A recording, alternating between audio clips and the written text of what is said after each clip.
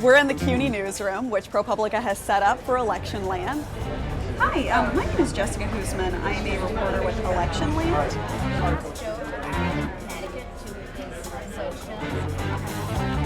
This center is set up to track things that prevent people from voting or prevent people from voting in a timely way. That is typically issues with election administration.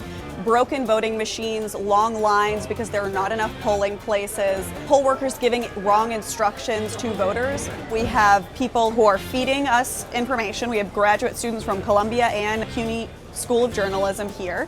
And we also have what are called catchers, which take the information from students and make sure that it's authentic and well packaged so that that can go to reporters. That's great. It feels like I am a detective, and it also feels like I'm just like this hard news journalist again, working in the newsroom, calling, verifying, trying to get things as if I'm working on a story. The process is rigged. People that have died 10 years ago are still voting. Illegal immigrants are voting.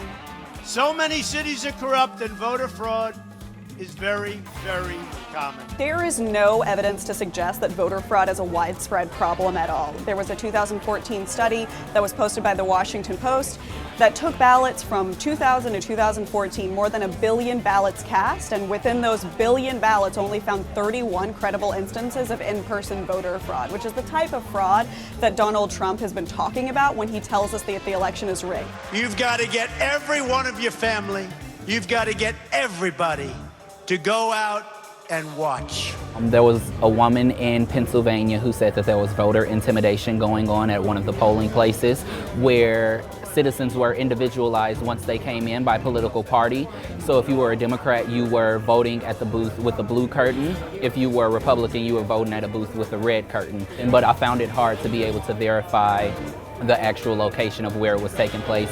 I've caught about 5 minutes ago a county clerk in Michigan announced that voters had to have photo ID when in reality they could sign an affidavit saying that they didn't have photo ID and then still be allowed to vote. If you see stuff, can you just shout it over and we'll make sure that we put students on it? Yeah. Our students have keywords programmed into TweetDeck to look for things on Twitter. We're also looking for things on Facebook Signal and Instagram, and we're also looking for things that may be covered in the local news that we're not aware of.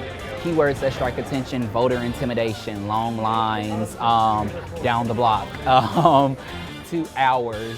It's pretty finely tuned machine right now in this newsroom, and it feels like the way elections are going to be covered in the future. In previous elections, the focus has been more on the horse race. It's not been really about whether or not people could cast a ballot who tried to cast a ballot. And so the coverage we've seen has been the next day, and it's after anybody could do anything about it. So we're hoping that if we can put cameras, we can put reporters out in front of long lines, out in front of polling places with broken machines, out in front of polling places where polling workers are not following the law, then we can fix those problems really quickly and do something about it today instead of learning lessons from it for next time.